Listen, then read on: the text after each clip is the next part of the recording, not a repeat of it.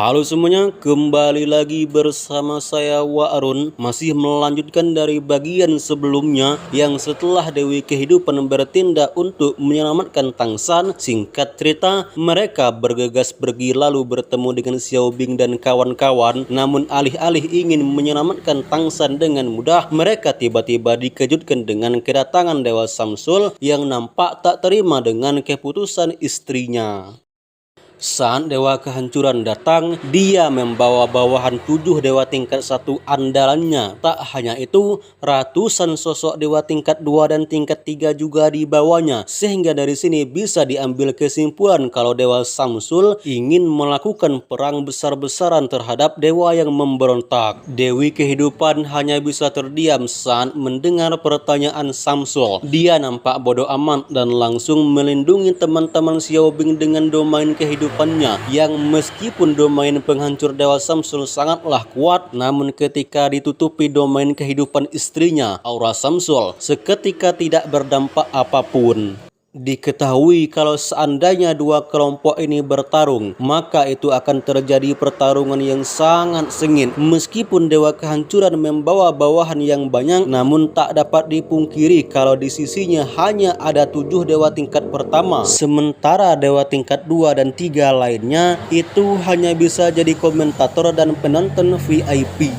Setelah sekian lama berdiam dan hanya bertatap mata, Dewa Samsul mengungkapkan, Kenapa kamu harus datang? Hatinya nampak begitu sakit dan berkali-kali menepuk dadanya. Wajah Dewi Kehidupan menjadi pucat saat mendengar ucapan Dewa Samsul. Dengan tatapan bingung ia balik menanyakan, kenapa kamu begitu gigih? Kenapa tidak menunggu waktu lebih lama? Terlebih, Tangsan sebenarnya setuju dengan rencana perluasan alam dewa, namun dengan syarat harus menunggu 1 tahun. Namun bukannya mengakui kesalahan, Samsul malah bilang kalau dirinya sudah tak sabar ingin memperluas alam dewa. Lagian Tangsan hanya junior di sini. Kenapa harus mendengarkan perkataan orang baru yang belum tentu benar adanya? Dewa Samsul menganggap hanya dialah yang pantas memimpin alam dewa ini. Dia nampak tak mengerti kenapa pula 2 raja dewa besar malah memilih Tangsan yang dianggapnya hanya bocah ingusan.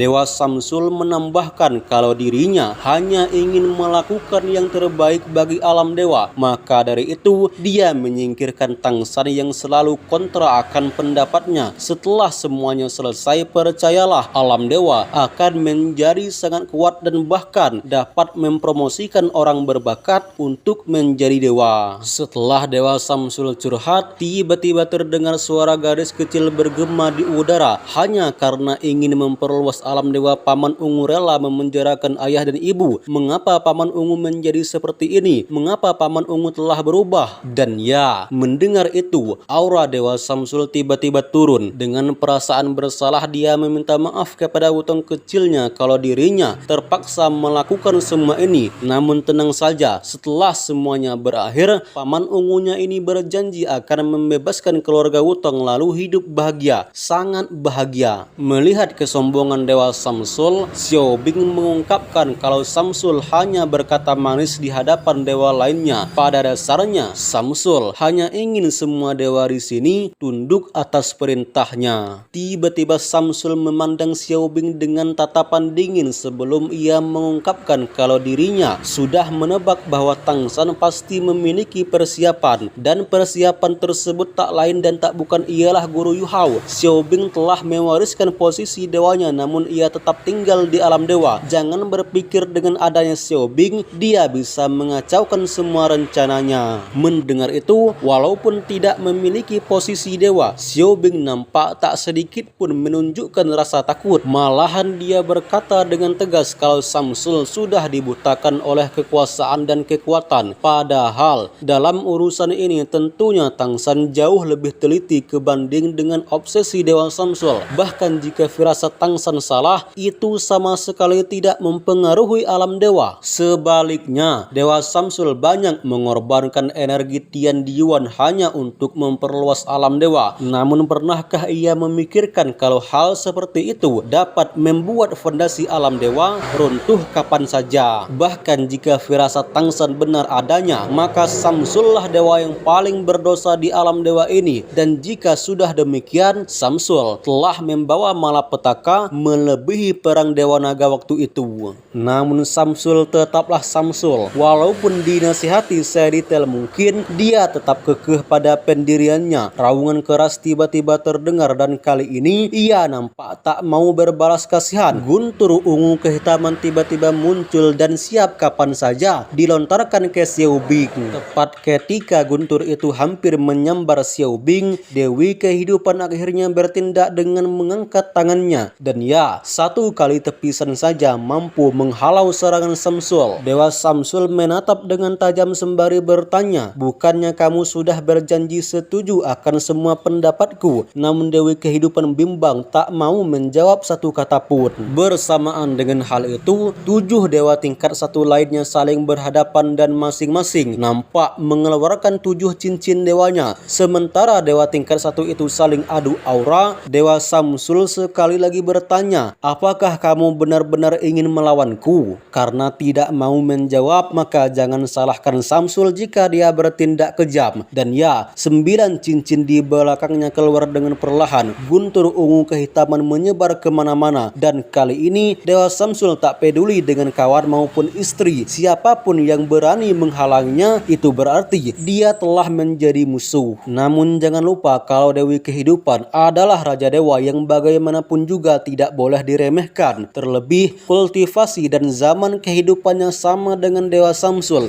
Jadi tak heran kalau Dewi Kehidupan tidak menunjukkan rasa takut sedikit pun. Dan benar saja, 9 cincin di belakang Dewi Kehidupan juga naik dengan perlahan. Benih kehidupan segera ia keluarkan. Dan pada saat itu baku hantam yang sebenarnya mereka sendiri tak menginginkan hal ini terjadi pun tak terhindarkan. Sementara Dewi Kehidupan dan Dewa Samsul bertarung hebat di langit, Xiao Bing menyuruh Yu Hao dan Wutong untuk segera pergi menyelamatkan Tangsan dan serahkan semua ini kepada mereka. Mendengar itu, Dewa Emosi segera meraih tangan istrinya dan terbang ke tempat Tangsan di penjara. Dan alangkah terkejutnya Yu Hao saat dia berkali-kali memanggil nama ayah mertuanya, namun sama sekali tidak ada jawaban. Segera dia menyuruh istrinya untuk menghubungi Tangsan dengan trisula di dahinya. Akan tetapi setelah berkali-kali mencoba, Wutong nampak tak dapat menghubungi ayahnya dan bahkan ia hanya bisa merasakan kesadaran spiritual yang kacau dari ayahnya. Sementara sepasang dewa tersebut sibuk mencari cara untuk menyelamatkan Tangsan, Dewi Kehidupan dan Dewa Samsul nampak saling bertatapan sebelum Dewa Samsul sekali lagi bertanya, kenapa kamu datang? Apakah kamu menentangku? Samsul mengerti kalau Dewi Kehidupan tak akan setuju dengan rencananya. Oleh karena itu, dia tak pernah mengajak istrinya tersebut untuk membantu dan menyuruhnya supaya tetap tinggal di hutan kehidupan sampai semuanya berakhir. Mendengar keluhan suaminya, Dewi Kehidupan memandang Samsul dengan mata linglung. Ia pun meminta maaf karena tidak menjadi istri yang baik. Sebagai seorang istri, seharusnya dia berdiri di sisinya dan mendukung akan seluruh tindakan suaminya tersebut. Namun berdasarkan tugasnya terhadap penghidupan alam dewa, mana mungkin ia bisa membiarkan Samsul bertindak sesuka hati. Dengan perasaan bersalah, Dewi Kehidupan sekali lagi meminta maaf. Suamiku, maafkan istrimu ini. Mendengar Dewi Kehidupan memanggilnya dengan sebutan suami, domain penghancur yang awalnya sangat menakutkan, namun sekarang menjadi redup dalam seketika. Dia pun mengungkapkan kalau dirinya tak pernah menyalahkan Dewi Kehidupan. Dia hanya berharap kalau istrinya tidak ikut campur dan berdiam diri di hutan kehidupan. Terlebih jika Dewi Kehidupan tidak bertindak, mana mungkin para dewa tingkat satu itu berani melawannya. Dewi Kehidupan mengangkat kepalanya sembari bertanya, mengapa kamu menggunakan kekuatan tanah terlarang? Dewa Samsul adalah salah satu dewa penegak hukum di alam dewa. Namun kenapa pula sang penegak hukum malah melanggar hukum? Sontak Dewa Samsul tercengang saat mendengar pertanyaan tersebut. tersebut. Bagaimana mungkin istrinya bisa tahu tentang ini? Dia pun berbohong dan berkata dengan tegas kalau dirinya tak pernah melepaskan segel tanah terlarang. Namun mana mungkin Dewi Kehidupan percaya? Logikanya, untuk apa Dewa Samsul memenjarakan Tang San di sini? Terlebih Yu Hao telah mengatakan kalau Dewa Samsul telah menggunakan kekuatan tanah terlarang. Dengan alasan apapun itu, tentunya menggunakan kekuatan tanah terlarang adalah hal yang salah. Jika saja bukan masalah ini, maka Dewi Kehidupan tak akan ikut campur dengan urusan suaminya. Dewa Samsul hanya bisa menatap ke bawah, namun ia tetap berbohong dan berkali-kali mengatakan tidak. Kali ini giliran Dewi Kehidupan yang bimbang. Di sisi lain, Dewa Samsul adalah suaminya yang tentunya ia paham betul bagaimana sifat aslinya. Meskipun Dewa Samsul sedikit arogan dan keras kepala, namun ia sangat menyayangi Dewi Kehidupan dan tidak pernah berbohong. Namun di sisi lain, Dewa Laut juga tidak mungkin berbohong. Dia menjelaskan kalau sebelumnya Tang San meminta Yu Hao menemuinya untuk memberitahukan kalau Dewa Samsul telah menggunakan tanah terlarang. Apakah Dewa Laut berbohong?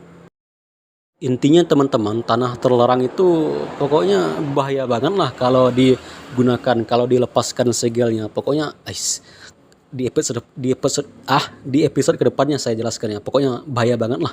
Oke lah, saya Wak Arun pamit dan sampai jumpa di video selanjutnya. Adios.